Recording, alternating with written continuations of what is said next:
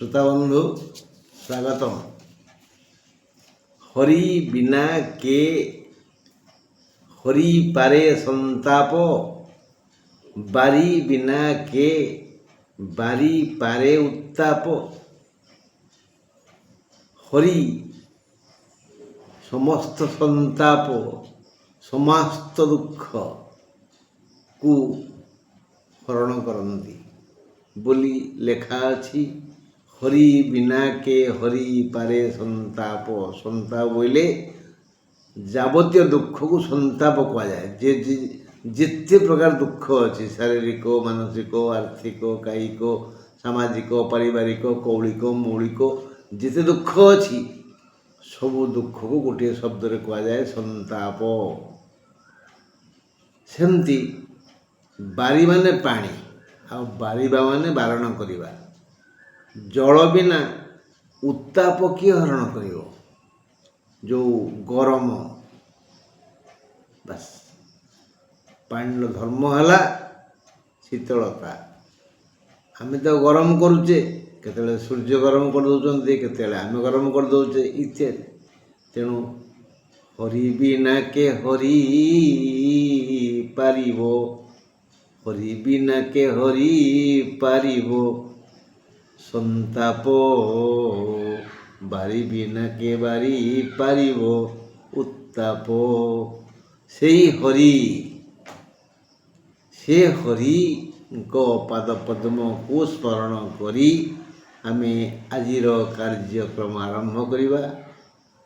रहीचे बुधवार कहिबा गुरुवार विषय। 26 तारीख गुरुवार मेष राशि गुरुवार कह जाउछि ना।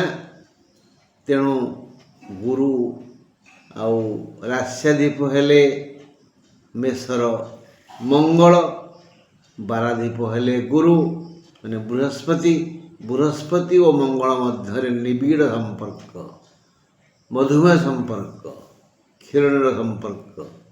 तेणु आज गुरुवार मेष राशि बंधु माने चेष्टा करिवे समस्त सहित मधुर संपर्क स्थापन करिवा पाई।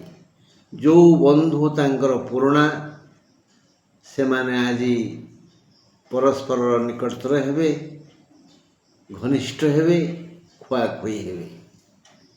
विशेषतः कली जुगर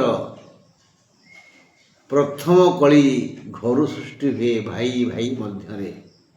कहती शत्रु कौटी अच्छी माँ गर्भरे। ये कलिजुगर प्रथम शत्रु हूँ भाई आउ भौणी। आज मेष राशि धारी व्यक्ति मानकर भाई भौणी संपर्क, भाई भाई संपर्क रे एक निबिड़ सूत्रपात हेब। अतीतर समस्त दुर्भावना दुर्घटना दुश्चेतना दूरीभूत हेब, धनागम हेब, सुख मिलिब, शांति मिलिब। मेषाधिप मंगलंक सह बाराधिप बृहस्पतिंकर घनिष्ठता दृष्टि गुरुवार मेष राशि पाई शुभ। भाई भौणी बा भाई भाई कलह जहा ए जुगर अंतिम दुख तार समाधान हेबो एवं सुसंपर्क बलवत्तर हेबो। सुखर मूल धन और धनर मूल श्रम। एणु अलस व्यतीत जो मैंने अलसुआ तांको छाड़ला परे समस्त मेष राशि जनता आय अमलरू यथेष्ट धन पाइबे। मात्र अपराह्न 4:20 पर ठारू अश्विन नक्षत्रर अशुभ समय आसीबो। तेणु आलस्य त्याग करंतु। वृष राशि वृष राशि अधिपति हेले शुक्र, बाराधिप हेले बृहस्पति। ये दुई गुरु परस्पर अहित कामना करती। केबे हित कामना करंतिनी। देवता माने चाहती असुर मानकर अहित, अहित माने हानि हो। सेमती असुर माने चाहती देवता मानकर अहित माने हानि हो। एथिपाई वृष राशि लोक माने କାହାର ଆଜି ମଙ୍ଗଳ କାମନା କରିବେନି, ଆଉ କେହି ବି ବୃଷ ରାଶି ଲୋକଙ୍କର ହିତ କାମନା କରିବେନି। ବୃହସ୍ପତି ଓ ଶୁକ୍ର ଦୁଇ ଗୁରୁ ପରସ୍ପରର ଅହିତ ଚିନ୍ତକ। ଏହି କାରଣରୁ ବୃଷ ରାଶି ଜନତା 26 ତାରିଖ ଗୁରୁବାର ଜୀବନ ସଂଗ୍ରାମରେ ଅବତୀର୍ଣ୍ଣ ହୋଇ ହାରିଯିବେ। ସହଜ ମିଳିବନି ନା, କେହି ସହଯୋଗ କରିବେନି, ଆଜି ହାରିଯିବେ, ସବୁ କ୍ଷେତ୍ରରେ ହାରିଯିବେ। ଧନାଗମ ହେବ, ମାତ୍ର ସୁଖ କି ଶାନ୍ତି ମିଳିବନି। କୌଣସି ଅଧୁରା ସ୍ୱପ୍ନ ପାଇଁ ମନ ଅଧୀର ହେବ। ମନ ବି ଆଜି ଘର ଧରିବନି। ବୃଷ ରାଶି ଜନତାଙ୍କର ମନ ଶାନ୍ତି ପାଇବନି। କୌଣସି ଅଧୁରା ସ୍ୱପ୍ନ ପାଇଁ ମନ ଅଧୀର ହେବ। ଦୈନନ୍ଦିନ ବୃତ୍ତି ବ୍ୟବସାୟ ବ୍ୟତିକ୍ରମ ହେବ। ଆଉ ଆବଶ୍ୟକୀୟ ଅର୍ଥାଭାବ ଆଜି କଷ୍ଟ ହେବ। ଦିନ 4:20 ପରଠାରୁ କୃତ୍ତିକା ନକ୍ଷତ୍ରର ମନ୍ଦ ସମୟ ଆସିବ। ପାରିବାରିକ ଶାନ୍ତି ଭଙ୍ଗ ହେବ। ଏ ଗଲା ବୃଷ କଥା। ମିଥୁନ ଆସିଥିବ କିଏ ହେଲେ ବୁଦ୍ଧ, ବାର ହେଲା ଗୁରୁ। ବୁଦ୍ଧ ଚାହାନ୍ତିନି କେବେ ବି ଗୁରୁଙ୍କର ମଙ୍ଗଳ। ଗୁରୁ ମଙ୍ଗଳ ଚାହିଁଲେ ବି ସେ ସ୍ୱୀକାର କରନ୍ତିନି। ହେଲା, ମିଥୁନ ରାଶି ପାଇଁ ଆଲୋଚନା କରିବା। ମିଥୁନ ବୁଦ୍ଧ ଗ୍ରହ ଦେବଗୁରୁଙ୍କୁ ସବୁବେଳେ ସନ୍ଦେହ କରେ। ଏହି ସନ୍ଦେହ ଦୃଷ୍ଟିରେ ଦେଖେ ବୋଲି ଏଥିପାଇଁ ମିଥୁନ ରାଶିର ଲୋକେ ଆଜି ସମସ୍ତଙ୍କୁ ସନ୍ଦେହ କରିବେ। ଏପରିକି ନିଜ ପିତା ମାତା ପ୍ରଭୃତି ଗୁରୁଜନଙ୍କୁ ମଧ୍ୟ ଏମାନେ ସନ୍ଦେହ କରିବେ। ଏମାନେ ନିଜକୁ ସୁସ୍ଥ ସୁନ୍ଦର ଗଢ଼ି ତୋଳିବା ପାଇଁ ଶପଥ ନେବେ, ବାରମ୍ବାର ଯତ୍ନ କରିବେ, ଦର୍ପଣ ଦେଖିବେ। ଆଜି ବ୍ୟୟଠାରୁ ଆୟ ଢେର ବେଶୀ ହେବ। ବ୍ୟୟ ହେବ କିନ୍ତୁ ଆୟ ଅଧିକ ହେବ। କର୍ମ ଯୋଜନା ସମ୍ପର୍କରେ ସେମାନେ ଆଜି ସୁଚିନ୍ତିତ ମତାମତ ଦେବେ। ଆର୍ଥିକ କୌଳିକ ସୁଖ ମିଳିବ। ମାତ୍ର ଅପରାହ୍ନ 4:20 ଠାରୁ ମୃଗଶିରା ନକ୍ଷତ୍ର ଲାଗି ବିବିଧ ଦୁଃଖ ଆସିବ। 4:20 ପରଠାରୁ ମୃଗଶିରାର ଦୁଃଖ। ବନ୍ଧୁ, ଆମ ପରିବେଶରେ ଚାରିପଟରେ ଆମେ ପ୍ରାୟ ଦେଖିଥିବା ଗୋଟିଏ ଗଛ, ତାହା ହେଲା ଅରଖ। ଯଦି ବାଡ଼ିରେ ଅରଖ ଗଛଟେ ଲଗେଇବେ ତାହେଲେ ଭଲ।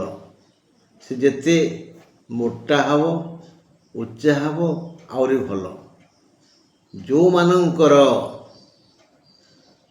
ଦୁଃସମୟ ଆସିଲେ ଝାଡ଼ା ବନ୍ଦ ହୁଏନି, କୌଣସି ଔଷଧ କାମ ଦିଏନି, ସେମାନେ ଏଇ ଅରଖ ଗଛ ମୂଳେ ରହି ବସି ଠିଆ ହୋଇ ସେ ଗଛକୁ ମୁଠେଇକି ଧରିବେ। ଯେମିତି ବାତ୍ୟା ଆସୁଛି, ନ ଧରିଲେ ମୁଁ ଉଡ଼ିଯିବି, ସେଇଭଳି ମୁଠେଇକି ଧରିବେ। ତା ମୂଳରେ 1 ଘଣ୍ଟା ଠିଆ ହେବେ। ପ୍ରତି ଅଧଘଣ୍ଟାରେ ଥରେ 5 ମିନିଟ୍ ଠିଆ ହେବେ। ଗଛ ଯେଉଁ ଅମ୍ଳଜାନ ଛାଡ଼ୁଛି ତାକୁ ସେ ଗ୍ରହଣ କରିବେ। ତାହେଲେ ଦେଖିବେ ଝାଡ଼ା କେମିତି ବନ୍ଦ ହେଇଯିବ। ଇଏ ହେଲା ଗୋଟିଏ ବଢ଼ିଆ ଔଷଧ, ପ୍ରାକୃତିକ ଚିକିତ୍ସା। କିଛି ଖାଇବାକୁ ପଡ଼ିବନି, କିଛି ଲଗେଇବାକୁ ପଡ଼ିବନି, କିଛି ପିନ୍ଧିବାକୁ ପଡ଼ିବନି, କିନ୍ତୁ ସୁସ୍ଥ ହେଇଯିବେ। ବାସ୍। ଆମେ କର୍କଟ କଥା ବୁଝିବା। କର୍କଟରେ ଆଜି ସୂର୍ଯ୍ୟୋଦୟ କେତେବେଳେ ଜାଣିଛନ୍ତି? ଆଜି ସୂର୍ଯ୍ୟୋଦୟ ହେବେ 5:47 ପରେ। ସୂର୍ଯ୍ୟ ଉଦୟ ହେବେ ଗୁରୁବାର ଦିନ 5:47 ପରେ। କର୍କଟ କଥା। କର୍କଟରେ ଗୁରୁ ଉଚ୍ଚ। ଗୁରୁ ଉଚ୍ଚ ହେତୁ କର୍କଟ ରାଶି ଲୋକଙ୍କର ମନ ଆଜି ଅହଙ୍କାର ପୂର୍ଣ୍ଣ ହୋଇଯିବ। ଆଜି କର୍କଟ ରାଶି ଅହଙ୍କାରୀ ହେବେ। ମୁଁ କାର ପ୍ରାୟ ପ୍ରୟୋଗ କରିବେ। ମୁଁ ଏଇଆ କରିଛି, ଏଇଟା ମୋ ଘର, ମୋ ବଳଦ, ମୋ ବାଡ଼ି, ମୁଁ ଚେଷ୍ଟା କଲି ବୋଲି ଏ ଫୁଲ ଫୁଟୁଛି, ମୁଁ ଲାଗିପାଗି ଏ ପଡ଼ା ପାଇଁ ରାସ୍ତା କଲି, ମୁଁ ଖାଲି ହେବେ। କର୍କଟ ରାଶି ଲୋକଙ୍କୁ ଆଜି ଅହଙ୍କାର ଗ୍ରାସ କରିବ। କର୍କଟ ରାଶି ଆଜି ଅହଙ୍କାର ପୂର୍ଣ୍ଣ ହେବେ। ଏମାନେ ନିଜ ମୁହଁରେ ନିଜ ପ୍ରଶଂସା କରି ବୃଥା ଅହଙ୍କାର କରିବେ। ବୃଥା ବ୍ୟୟ ହେବା ପରି ସମସ୍ୟା ଆସିବ। ଦେହ ଖରାପ ହେବ। ଉପରବେଳା 4:20 ପରଠାରୁ ପୁନର୍ବସୁ ନକ୍ଷତ୍ରର ଅସୁବିଧା ସମୟ ଆସିବ। ଦେହ ପା ଠିକ୍ ରହିବନି। ମାନେ କର୍କଟ ରାଶି ପାଇଁ ଗୁରୁବାର ଆଦୌ ଭଲ ନୁହେଁ। ଦୂରଯାତ୍ରା କରିବେନି। କଲେ ବାଟରେ ହଇରାଣ ହେବେ। ଚପଲ ଛିଣ୍ଡିଯିବ ଯଦି ଚାଲି ଚାଲି ଯିବେ। ଯଦି ଗାଡ଼ିରେ ଯିବେ ଗାଡ଼ି ଖରାପ ହେବ। ଦୁର୍ଭାଗ୍ୟ ଯେ ସେ ଡ୍ରାଇଭର ବି ଭଲ ପଡ଼ିବନି। ଖାଦ୍ୟ ମିଳିବ ବିଳମ୍ବରେ ମିଳିବ। କୌଣସି କାର୍ଯ୍ୟ ଠିକ୍ ସମୟରେ ହେବନି। ଏ ଦୃଷ୍ଟିକୋଣରୁ ଗୁରୁବାର କର୍କଟ ପାଇଁ ଭଲ ଦିନ ନୁହେଁ। ଆମେ ଟିକେ ପୂର୍ବରୁ ଜାଣିଲେ ସୂର୍ଯ୍ୟ ଉଦୟ 4:47 ପରେ ଆଉ ସୂର୍ଯ୍ୟ ଅସ୍ତ ହେବେ 5:57 ପରେ। ସୂର୍ଯ୍ୟ ଅସ୍ତ ହେବେ 5:57 ପରେ। ଦେଖିବା ସିଂହ କଥା। ରବିଙ୍କୁ ଗୁରୁ ଓ ଗୁରୁଙ୍କୁ ରବି ଆଦର କରନ୍ତି। 26 ତାରିଖ ଗୁରୁବାର ଆଲୋଚନା କରୁଛେ ଆମେ। ସିଂହ ରାଶି ରବିଙ୍କୁ ଗୁରୁ ଓ ଗୁରୁଙ୍କୁ ରବି ଆଦର କରନ୍ତି। ଏଥିଲାଗି 26 ତାରିଖ ସିଂହ ରାଶିର ଲୋକେ ବିଶେଷ ଆଦର ସମ୍ମାନ ପାଇବେ।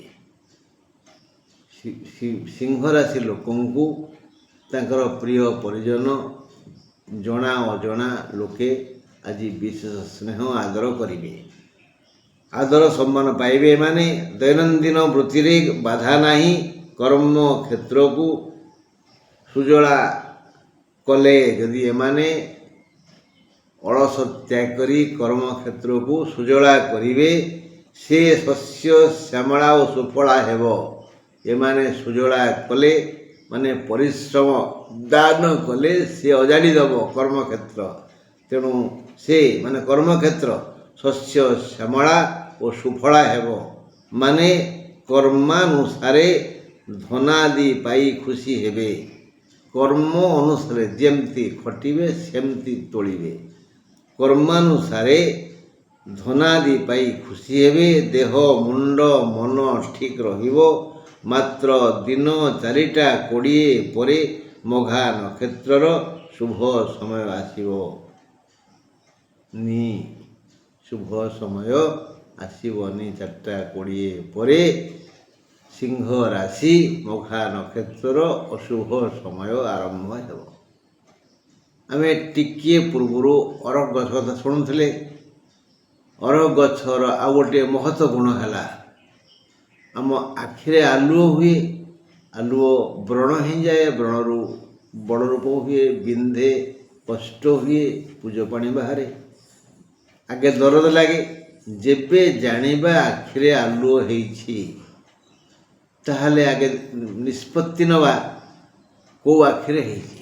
ବାଁ ଆଖିରେ ହେଇଛି। ତେଣୁ ମୋତେ ଏଠି ସାହାଯ୍ୟ କରିବ ମୋ ଡାହାଣ ଗୋଡ଼। ଡାହାଣ ଆଖିରେ ହେଇଛି ସାହାଯ୍ୟ କରିବ ବାଁ ଗୋଡ଼। ବୁଝିପାରିଲେ ତ? ବାଁ ଆଖି ପାଇଁ ଡାହାଣ ଗୋଡ଼। ଡାହାଣ ଆଖି ପାଇଁ ବାଁ ଗୋଡ଼। ଏଇ ଗୋଡ଼ର ତଳକୁ ପାଦ। ପାଦରେ ଗୋଟେ ବୁଢ଼ା ଆଙ୍ଗୁଠି ଅଛି। ବୁଢ଼ା ଆଙ୍ଗୁଠିର ନଖ ଅଛି। ଏବେ ଚିନ୍ତା କଲେ ଆଖି ଆଉ ନଖ।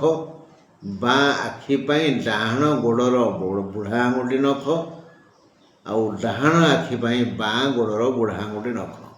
ଏଇ ନଖ ଉପରେ ଦିନକୁ 4 ଥର ଥରେକେ 2 ବୁନ୍ଦା ଥରେକେ 2 ବୁନ୍ଦା ଦିନକୁ 4 ଥର ଏଇଭଳି ଅରଖ କ୍ଷୀର ଦିଅନ୍ତୁ ନଖ ଉପରେ। ଆଖି ଆଲୁଅ ଭଲ ହେଇଯିବ। ମନେ ରହିଲା। ଅରଖ କ୍ଷୀର ଦେବେ ନଖ ଉପରେ। ବିପରୀତ ଗୋଡ଼ ନଖ ଉପରେ। ଆଖି ଆଲୁଅ ଭଲ ହେଇଯିବ। ଆମେ 26 ତାରିଖ ଗୁରୁବାର ଆଲୋଚନା କରୁଛେ। ସୂର୍ଯ୍ୟ ଉଦୟ 5:47 ପରେ। ସୂର୍ଯ୍ୟ ଅସ୍ତ 5:57 ପରେ। ମନ୍ଦ ସମୟ ରାହୁକାଳ 1:23ରୁ 2:55। 1:23ରୁ 2:55। ସିଂହ କଥା ସରିଯାଇଛି। ଆସନ୍ତୁ କନ୍ୟା ପାଖକୁ ଯିବା। କନ୍ୟାର ଅଧିପତି ବୁଧ ଯେ କି ଗୁରୁଙ୍କୁ ବିଶ୍ୱାସ କରେ ନାହିଁ। ଗୁରୁ ଚେଷ୍ଟା କରନ୍ତି ବୁଧ ଖୁସି କରିବା ପାଇଁ କିନ୍ତୁ ବୁଧ ଗୁରୁଙ୍କୁ ଘୃଣା କରନ୍ତି। ଏମାନଙ୍କର ଆର୍ଥିକ ବିକାଶ ପାଇଁ ଓ ସ୍ୱାସ୍ଥ୍ୟର ସୁରକ୍ଷା ପାଇଁ ଆଜି ମିଥୁନ ରାଶି ଲୋକମାନେ ଚେଷ୍ଟା କରିବେ। ସହଯୋଗ ଆସିଯାଇଛି। ଆଜି ମିଥୁନ ରାଶି ସମସ୍ତଙ୍କୁ ଘୃଣା କରିବେ, ଉପକାରୀକି ମଧ୍ୟ ଘୃଣା କରିବେ। ସମସ୍ୟା ଗୁରୁତର ହେବନି କୌଣସି କଥାରେ। ଆଜି ସେ ସହଯୋଗ ପାଇବେ, କିନ୍ତୁ ସେ ଘୃଣା କରିବେ। ସେମାନଙ୍କର ସାହଚର୍ଯ୍ୟରେ ସେ ଆଜି ଉପକୃତ ହେବେ। ବହୁତ ଲୋକ ତାଙ୍କୁ ସାହାଯ୍ୟ କରିବେ। ଯେଉଁମାନଙ୍କୁ ଏ ବିଶ୍ୱାସ କରୁଛନ୍ତି କିନ୍ତୁ ଭରସା ନାହିଁ, ଏଇଟା ହେଉଛି କନ୍ୟା ରାଶିଙ୍କର ଗୋଟେ ଦୋଷ। ଯିଏ ତାଙ୍କୁ ସାହାଯ୍ୟ ସହଯୋଗ କରିବେ, ଏଇ କନ୍ୟା ରାଶି ଲୋକମାନେ ତାଙ୍କୁ ଘୃଣା କରିବେ। କନ୍ୟା ରାଶି ଲୋକଙ୍କର ଗୋଟିଏ ବଡ଼ ଦୋଷ ହେଲା, ଏମାନେ କେବଳ ନିଜ ଲୋକକୁ ଭରସା କରନ୍ତି। ନିଜ ବାପା ମା ଭାଇ ଭଉଣୀ, ବାସ୍। ଏପରିକି ଭଉଣୀର ପୁଅମାନଙ୍କୁ ଭଲ ପାଆନ୍ତି, ଭଉଣୀର ଝିଅମାନଙ୍କୁ ଭଲ ପାଆନ୍ତି, ଭାଇର ପୁଅ ଝିଅକୁ ଭଲ ପାଇବେ, କିନ୍ତୁ ନିଜ ସ୍ତ୍ରୀ ବା ନିଜ ସ୍ୱାମୀ ବା ନିଜ ପୁଅ ଝିଅଙ୍କୁ ସେତେ ଭରସା କରିବେନି। ଏଇଟା ହେଉଛି କନ୍ୟା ରାଶି ଲୋକଙ୍କର ଦୋଷ। ହଁ, ଏଇ କନ୍ୟା ରାଶି ଲୋକେ ଆଜି ଯେଉଁମାନଠୁ ସାହାଯ୍ୟ ପାଇବେ, ଯାହାଙ୍କ ସାହଚର୍ଯ୍ୟରେ ଆଜି ଅଗ୍ରସର ହେବେ, ଉପକୃତ ହେବେ, ସେମାନଙ୍କୁ ଆଜି ସିଏ ଟିକେ ଘୃଣା କରିବେ। ଭାଇ କି ଭଉଣୀକୁ ସେ ଆଜି ସେତେ ଭରସା କରିବେନି। ମାତ୍ର ଏମାନଙ୍କ ପାଇଁ, ଏଇ ଉପକାରୀମାନଙ୍କୁ ଯଥୋଚିତ ସମ୍ମାନ ନ ଦେଇ ସେମାନଙ୍କ ଠାରୁ ଅଭିଶାପ ପାଇବେ। ଯିଏ ଉପକାର କଲା ତାକୁ ଯଦି ଆମେ ଆଦର ନ କରିବା, ସେ କ'ଣ ଆଉ ପ୍ରସନ୍ନ ରହିବ କି? ବିଷନ୍ନ ହେବ ନା।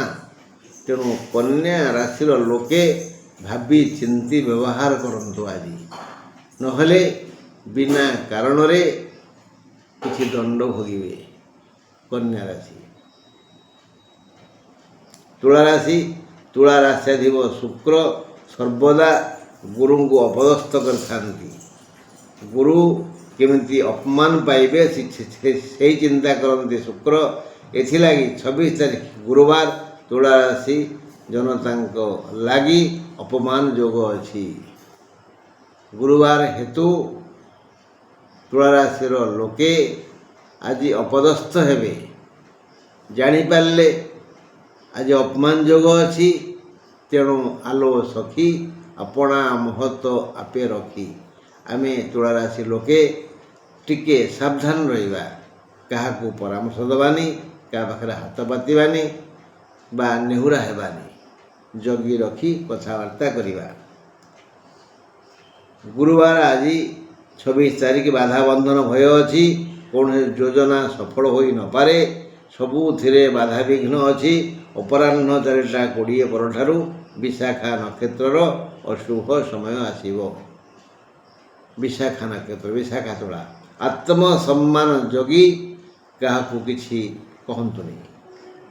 ଯଦି ଉପରେ ପଡ଼ି ଫୋପଡ଼ ଖାଇବାକୁ ଇଚ୍ଛା ଅଛି, ତାହେଲେ ମୋ କଥା ନ ମାନିଲେ ଭଲ। ଏବେ ଆମେ ଆଲୋଚନା କରିବା ବିଛା କଥା। 26 ତାରିଖ ଗୁରୁବାର, ବିଛା ରାଶି। ବିଛା ରାଶି ମହିଳାଙ୍କର ଘାତ ଚନ୍ଦ୍ର, ରକ୍ତପାତ ହୋଇପାରେ। ଅଷ୍ଟମ ଚନ୍ଦ୍ର, ଏଣୁ ଏହି ଅଷ୍ଟମ ଚନ୍ଦ୍ର ଜନିତ କ୍ଷୟକ୍ଷତି ଆଜି ବିବିଧ ଦୁଃଖ ଦେବ। ପରିଭ୍ରମଣରେ ବୁଲି ଯାଆନ୍ତୁନି, ପରିଭ୍ରମଣ କରନ୍ତୁନି।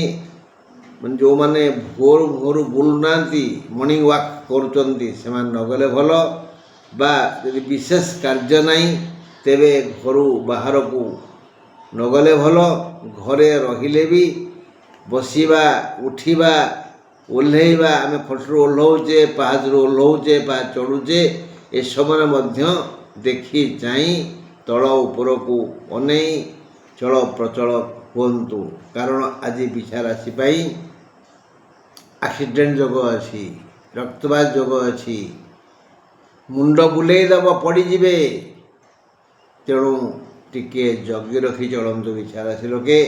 ଦିନ 4:20 ପରେ ସାମାନ୍ୟ ଶୁଭ ହେଇପାରେ। 4:20 ପର୍ଯ୍ୟନ୍ତ ଅଶୁଭ। 4:20 ପରେ ବିଛା ରାଶିର ସାମାନ୍ୟ ଶୁଭ ହେବ।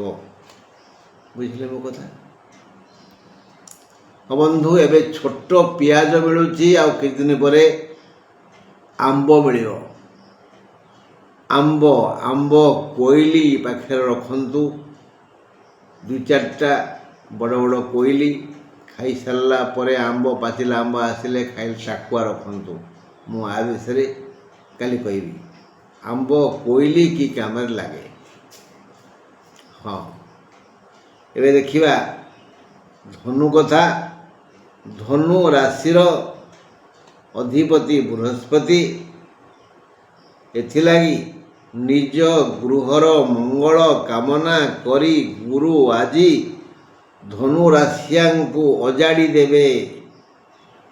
ଆଜି ଧନୁ ରାଶିଆଙ୍କର ଆର୍ଥିକ ମନୋବଳ ଦୃଢ଼ ହେବ, ଆର୍ଥିକ ମାନଦଣ୍ଡ ସୁଦୃଢ଼ ହେବ।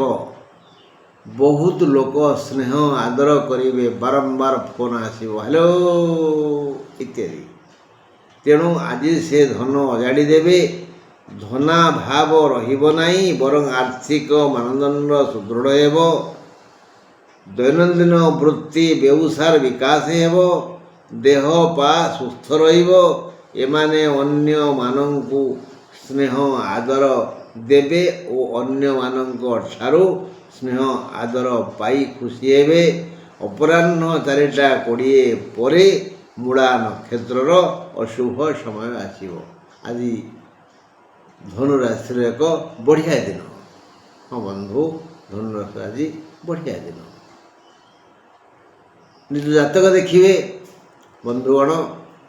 ଆପଣଙ୍କ ଜାତକରେ ଶୁକ୍ର ଗୋଟିଏ ଗ୍ରହ, ଯିଏକି ଦେବତାମାନଙ୍କର ଶତ୍ରୁ, ଅସୁରମାନଙ୍କର ଗୁରୁ। ସେହି ଶୁକ୍ର ଗ୍ରହ ଯଦି ଆପଣଙ୍କ ଜାତକରେ 12 ଘରେ ଅଛନ୍ତି, 12 ଘରେ ଅଛନ୍ତି, ବ୍ୟବସ୍ଥାନରେ ଅଛନ୍ତି, ତାହେଲେ ଆପଣଙ୍କ ଜୀବନରେ ଯାବତୀୟ ସୁଖ, ଯାବତୀୟ ଧନ, ଯାବତୀୟ ଆନନ୍ଦ, ଯାବତୀୟ ବିଳାସ ବେସନର ଅଭାବ ରହିବ ନାହିଁ। ସବୁ ଭରପୁର ରହିବ। ଆଗ ଦେଖନ୍ତୁ ଆପଣ ଜନ୍ମଜାତକରେ ଶୁକ୍ର କେଉଁଠି ଅଛନ୍ତି। ଯଦି 12ରେ ଅଛନ୍ତି ତାହେଲେ ଆପଣ ନିଶ୍ଚିନ୍ତ ହେଇଯାଆନ୍ତୁ ଯେ ଆପଣଙ୍କ ପାଖକୁ ଅଭାବ ଆସିବ ନାହିଁ। ବାସ୍। ଏବେ ଆମେ ଆଲୋଚନା କରିବା ମକର କଥା। ମକର ରାଶି 26 ତାରିଖ ଗୁରୁବାର ଏକ ଲାଭକାରକ ଦିନ ମକର ରାଶି ପାଇଁ। ପୂର୍ବ ଦିନର ସମସ୍ତ ସମସ୍ୟାର ସମାଧାନ ହେବ। ଜଣେ କର୍ମା ପରି ନୂତନ କର୍ମ କରି ଲୋକ ଲୋଚନକୁ ଆସିବେ ଆଜି ମକର ରାଶିର ଜନତା। ଦୈନନ୍ଦିନ ବୃତ୍ତି ସହ ଏକ ନୂତନ ଆୟ ଯୋଡ଼ି ହେବ। ଅପରାହ୍ନ 4:20 ପରେ ଉତ୍ତରାଷାଢ଼ା ନକ୍ଷତ୍ରର ଅଶୁଭ ସମୟ ଆସିବ। ପୁରୁଣା ରୋଗ ଶାନ୍ତ ହେବ। କୌଳିକ ମୌଳିକ ସୁଖ ମିଳିବ। ମାନେ 26 ତାରିଖ ଗୁରୁବାର ମକର ରାଶି ପାଇଁ ଏକ ଶୁଭ ଦିନ। ଆପଣ ଜାତକ ଦେଖନ୍ତୁ। ଆପଣ ଜାତକରେ ଶୁକ୍ର 12ରେ ଅଛନ୍ତି କି? ଯଦି 12ରେ ଅଛନ୍ତି ତାହେଲେ ଆପଣ ଧନ ପ୍ରାଚୁର୍ଯ୍ୟରେ ବିଳାସ ବେସନରେ ସମୟ କାଟିବେ। ଏ ବିଷୟରେ ଆଉ ପଦେ କହିଦେଉଛି। ଆଗେ ଦେଖନ୍ତୁ, ଆଉ ଯଦି ସେ ତାଙ୍କର ଉଚ୍ଚ ସ୍ଥାନ ହୋଇଥିବ କି ମୂଳ ତ୍ରିକୋଣ ହେଇଥିବ ବା ପଞ୍ଚମ ବା ନବମ ଘର ହେଇଥିବ, ହେଲା, ସେ କଥା ପରେ। ଆଜି ଖାଲି ଆମେ ଦେଖିବା ଏଇ 12 ନମ୍ବର ଘର ଶୁକ୍ରଙ୍କ ପାଇଁ ଉଚ୍ଚ ଘର କି ନୀଚ ଘର, ତାଙ୍କର ମୂଳ ତ୍ରିକୋଣ କି ନାହିଁ, ସେ ଶତ୍ରୁମାନଙ୍କ ବଳ ଅଛନ୍ତି କି ନାହିଁ। ସେ ଯେତେ ସମସ୍ୟାପୂର୍ଣ୍ଣ ଜାତକ ହେଇଥିଲେ ବି ଯଦି 12ରେ ଶୁକ୍ର ଅଛନ୍ତି ତାହେଲେ ବିଳାସ ବେସନରେ ଦିନ ଯିବ, ଅର୍ଥର ପ୍ରାଚୁର୍ଯ୍ୟ ବସରେ ଯିବ। ଏ ବିଷୟରେ କାଲି ପୁଙ୍ଖାନୁପୁଙ୍ଖ ଆଲୋଚନା କରିବା। ପହରଦିନ କହିଥିଲି କହିବି ବୋଲି, କାଲି ଭୁଲିଗଲି। ବେଶ, ଆଜି ଦେଖିବା ତାପରେ କୁମ୍ଭ କଥା। 26 ତାରିଖ ଗୁରୁବାର କୁମ୍ଭ ରାଶି ଲୋକମାନେ 24 ଘଣ୍ଟା ସୁଖରେ ସମୟ କାଟିବେ। ମକର ରାଶିର ଯେତିକି ସୁଖ, କୁମ୍ଭ ରାଶିର ତାର 2 ଗୁଣ ସୁଖ। 24 ଘଣ୍ଟା ସୁଖରେ କାଟିବେ। ପୂର୍ବକୃତ ପୁଣ୍ୟ ଫଳ ସ୍ୱରୂପ ସେମାନେ ଆଜି ସୁଖ ପାଇବେ। ଏହା ଜାଣି ଏବେଠୁ ଯଦି ଏହି କୁମ୍ଭ ରାଶିର ଜନତା ଭବିଷ୍ୟତ ପାଇଁ ସୁଖ ପାଇଁ ପୁଣ୍ୟ କାମ କରିଚାଲିବେ, ତେବେ ସୁଖ ପରେ ସୁଖ ଏମିତି ଆସୁଥିବ। ତେଣୁ ଏମାନଙ୍କ ବ୍ୟବହାର ଯେମିତି ରୁଚିକର ହୁଏ, ଏବେଠାରୁ କୁମ୍ଭ ରାଶି ଲୋକେ ଚିନ୍ତା କରିବା ଉଚିତ। ଆଜି ସିନା ସୁଖରେ ସୁଖରେ ଯିବ କାଲି ପାଇଁ, ତେଣୁ ଆଜି ମଧ୍ୟ ସେ ପୁଣ୍ୟ କାର୍ଯ୍ୟ କରନ୍ତୁ। କାହାର ବ୍ୟବହାରରେ ମ୍ରିୟମାଣ ହେବେନି। ଆୟ ଅମଳ ଆଜି ପୂର୍ବାପେକ୍ଷା ଅଧିକ ହେବ। ଦୈନନ୍ଦିନ ବ୍ୟବହାର ଓ ବୃତ୍ତିରେ ବାଧା ବ୍ୟତିକ୍ରମ ନାହିଁ। ଦିନ 4:20 ପରେ ଧନିଷ୍ଠା ନକ୍ଷତ୍ରର ମନ୍ଦ ସମୟ ଆସିବ। କୁମ୍ଭ ରାଶିର ଆଜି ସୁଖ ସୁଖ ସୁଖ।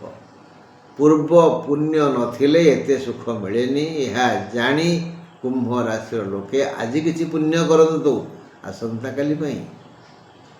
ହଁ, ସବୁବେଳେ ମନେ ରଖିବେ, ଏ ହାତ ପାପ ସେ ହାତ ନିଏନି।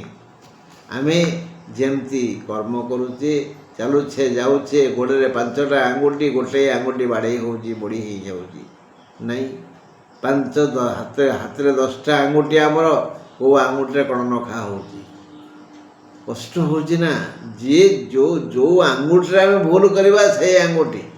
2ଟା ଆଖି, ଗୋଟେ ଆଖିରେ ପୋକ ପଡ଼ୁଛି କାହିଁକି? ଯେଉଁ ଆଖିରେ ଆମେ ଭୁଲ ଦର୍ଶନ କରିବା। ତେଣୁ ଏବେଠୁ ହୁସିଆର ହେଇଯାଆନ୍ତୁ। ବାସ୍, ଏବେ ଶେଷ ରାଶି ମୀନ ରାଶି। ମୀନ ରାଶି ପାଇଁ ଗୁରୁବାର ଭଲ ଦିନ ନୁହେଁ। 26 ତାରିଖ ଗୁରୁବାର ମୀନ ରାଶି ପାଇଁ ଅଶୁଭ। ଏଣୁ ଦୂରଯାତ୍ରା ନିଷେଧ। ପୁରୁଣା ରୋଗ ଥିଲେ ପୀଡ଼ା ଦେବ। ଯଦି ପୁରୁଣା ରୋଗ ନାହିଁ, ନୂଆ ରୋଗ ସୃଷ୍ଟି ହେବ, ଅସ୍ତବ୍ୟସ୍ତ କରିବ। ଯଥା ସମୟରେ କୌଣସି କାର୍ଯ୍ୟ ହେବନି, ମନ ଭଲ ଲାଗିବନି। ଧାଁ ଧଉଡ଼ା କରି ନିଜ ବୃତ୍ତିରେ ଅବହେଳା କରିବେ। କଳହର ସୂତ୍ରପାତ ହେବ, ଝଗଡ଼ା ହେଇଯାଇପାରେ। ତେଣୁ ମୀନରାଶି ଲୋକମାନେ କ'ଣ କରନ୍ତି? ମୀନରାଶିର ଯେଉଁମାନେ ରେବତୀ ନକ୍ଷତ୍ର ହେବାଲା, ସେ ଟିକେ ଭାରି କଜିଆଖୋର। ଚାନ୍ସ ଖୋଜନ୍ତି କେମିତି ବିପଦ କାହାକୁ କହିବେ। ଆଉ ଯଦି ଗୋଟିଏ ଦୃଢ଼ ଲୋକ ହାବୁଡ଼ରେ ପଡ଼ିଯାଆନ୍ତି, ସେ ଦୃଢ଼ ଲୋକ ତା ମୁହଁରେ ମୁଥ ମାରେ। ତେଣୁ ଉତ୍ତର ଭାଦ୍ର ନକ୍ଷତ୍ର ବାଲା ଟିକେ ଧୀର ସ୍ଥିର। ପୂର୍ବ ଭାଦ୍ର ଲୋକେ ମୁହଁରେ କିଛି କହିପାରନ୍ତିନି, କିନ୍ତୁ ପଛରେ ବହୁତ କହନ୍ତି। ହେଲେ ଆଜି ଏଇ 3 ନକ୍ଷତ୍ର ଭିତରୁ ସମସ୍ତେ ଟିକେ ହୁସିଆର ରୁହନ୍ତୁ। ଆଜି କଜିଆ ହେବ, କଳହ ହେବ। ମୌନୀ ନଃ କଳହ ନାସ୍ତି, ଗୋଟେ ଶାସ୍ତ୍ର ବାଡ଼େ ଅଛି ନା, ମୌନୀ ନଃ କଳହ ନାସ୍ତି। ଯିଏ ମୌନ ରହିବ, ଯିଏ ଚୁପ୍ ରହିବ, ସବୁ କଥାକୁ ଏ କାନରେ ପୁରେଇ ସେ କାନରେ ବାହାର କରିଦେବ ଏବଂ ବାରମ୍ବାର ଦର୍ପଣରେ ଦେଖିବ, ଭାବିବ ଝଡ଼ଟା ଆସିଲା ତ, ଆଉ କ'ଣ ଝଡ଼ ଆସିଲେ ତ କିଛି ଭାଙ୍ଗିବ, କିଛି ରୁଚିବ। ବଦମାସ ଲୋକ ତ କିଛି କହିବେ, କହନ୍ତୁ ଢୋ। ଏଭଳି ଯିଏ ଚିନ୍ତା ପୋଷଣ କରିବେ, ତାଙ୍କର କଜିଆ ହେବନି, ଅସୁବିଧା କିଛି ହେବନି।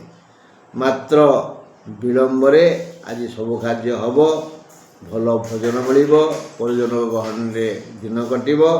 ଯଦି ଚାହିଁବେ ସନ୍ଧ୍ୟାବେଳେ ଦେବ ଦର୍ଶନ ଯୋଗ ଅଛି। ଏଗଲା 12 ରାଶି କଥା। ଆମେ ବିଭିନ୍ନ ବିଷୟରେ ଶୁଣିଲେ, ଅରଗ ଗଛରେ ଶୁଣିଲେ, ଜାଣିଲେ, ଶୁକ୍ର ଗ୍ରହ କଥା ଜାଣିଲେ, ଇତ୍ୟାଦି ଇତ୍ୟାଦି ଇତ୍ୟାଦି। ଆସନ୍ତାକାଲି ଯଦି ଈଶ୍ୱର ଚାହିଁବେ, ତାହେଲେ ଆପଣମାନଙ୍କ ପାଖକୁ ମୁଁ ଆସିବି। ନମସ୍କାର, ରହିଲି।